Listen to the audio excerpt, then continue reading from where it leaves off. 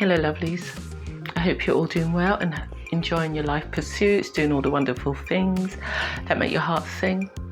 It's me, just wanted to pop up today because I'm feeling good. I've been really finding my equilibrium as of late and getting back to who I am at the core. And as a result of that, I'm getting less and less concerned about what people think of me, what is correct to my gender, my age, and what is deemed the right kind of conduct for a spiritual woman. I had the spiritual woman part because there are certain thought patterns that say you shouldn't curse if you're spiritual, you shouldn't openly speak about sex, even partake in sex openly and dress a particular way, all that kind of stuff. And I say that because a lot of people that know me know I don't subscribe to any of those things. I live in whatever vibration that I'm in at the time, and that sometimes includes some of the above. I'm grown, and all those that do know me know I've never been really retiring when it comes to the subject of the opposite sex.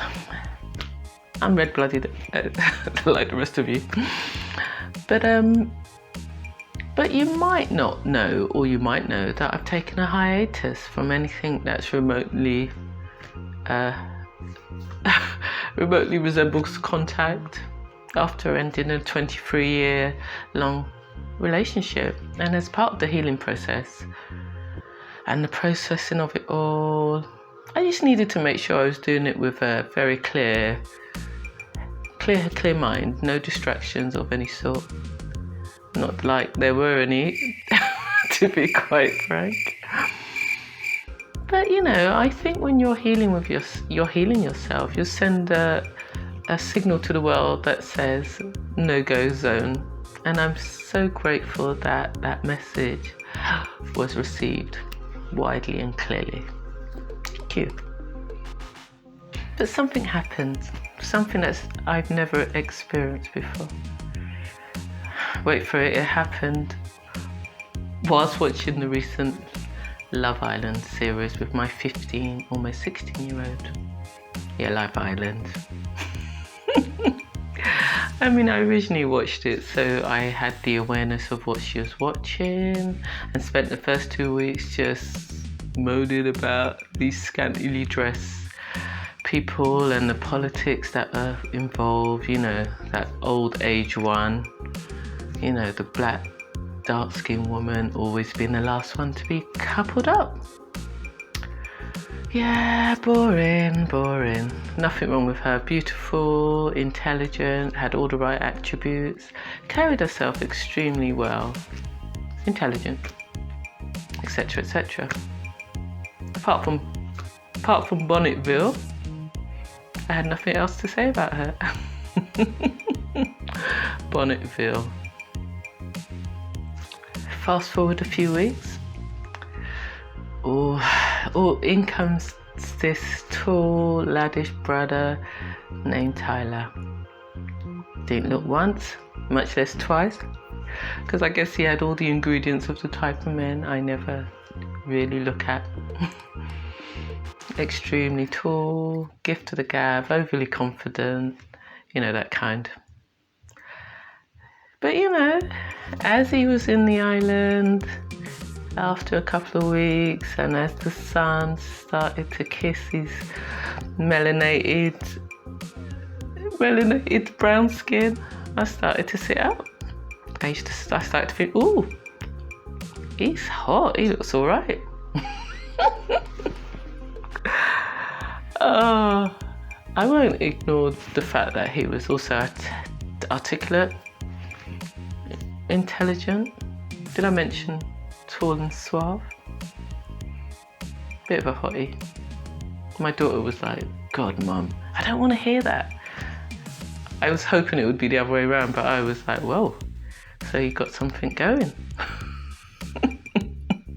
I knew this young guy was awakening something that I'd shut off and it basically become dormant. It was a bit like a Kundalini awakening. Oh my God, I kid you not. I think since I've gone through my awakening, I really feel things at a cellular level quite deeply. And now Love Island's finished, I can honestly say I have Tyler to thank for what I call now the Erzumah has got her groove back moment, but precariously through Kaz, of course. I'm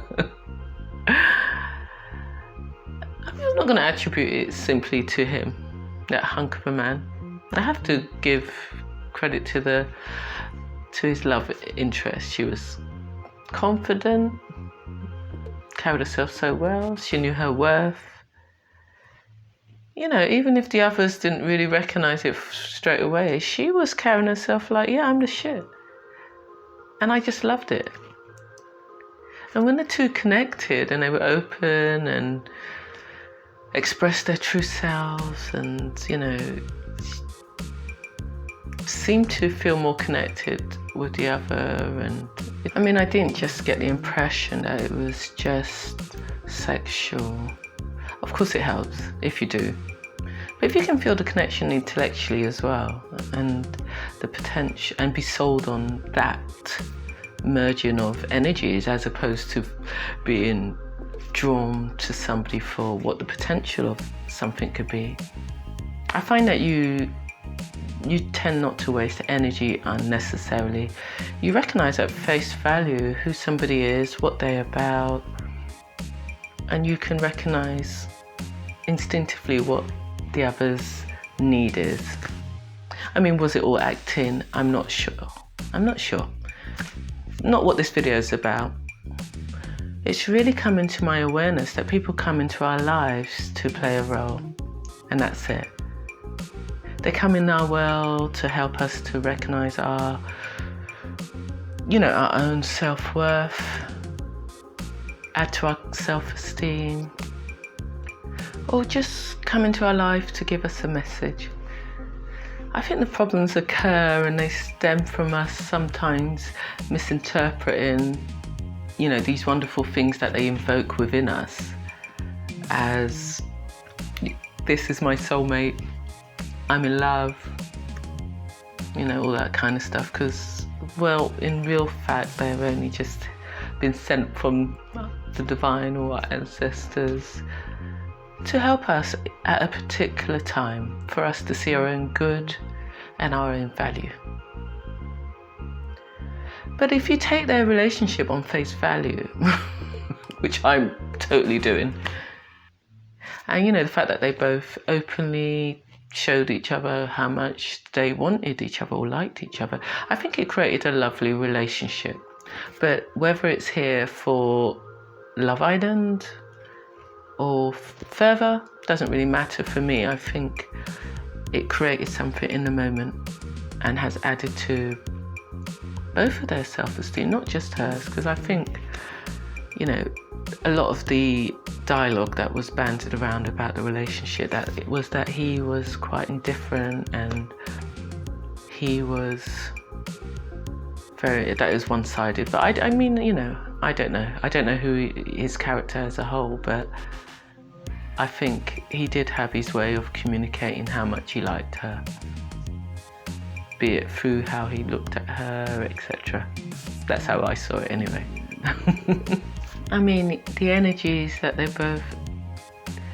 both emitted, I think that was the force that allowed them to be confident enough to bring to the show their true selves, not to rush things for the camera with words such as girlfriend, found the one.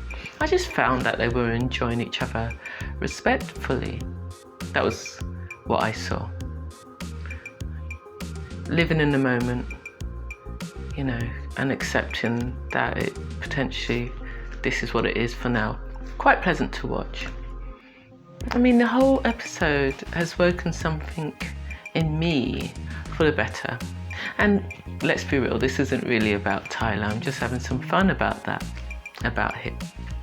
It's more about my own desire to explore myself as who I am in the present. I've decided everything changes once we allow it, the changes of who we are at present, who we used to be, and who we're becoming. So that's all what I'm looking at. And don't worry, I'm not becoming a MILF. That's not the new Erzumah. Famous last words. It's probably helped me to shift my mindset from one that was very sort of guarded to one that is more open to living in the now and just continuing those life lessons that we're all here to experience, both good and bad, be it through a more conscious and observant lens, one of my own creation. Yeah, I think I'm going to explore the subject of relationships further because I think it's the right time, and I suppose I can do so from a subjective point of view as opposed to being in the eye of the storm. So yeah, I think it's really necessary for my journey as well, because I'm not finished with it, I don't think, and I'll be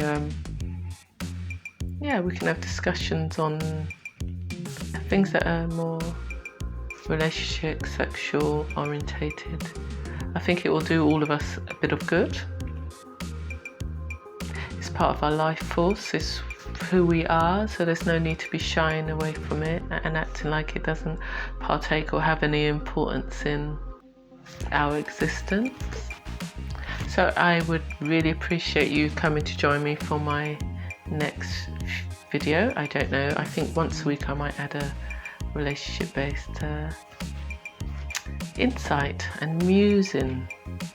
So if you want to hear more, please come back for the next one, and I hope you enjoy that. So please like, please share, and of course please subscribe to my channel for more content. So on that note, namaste my people.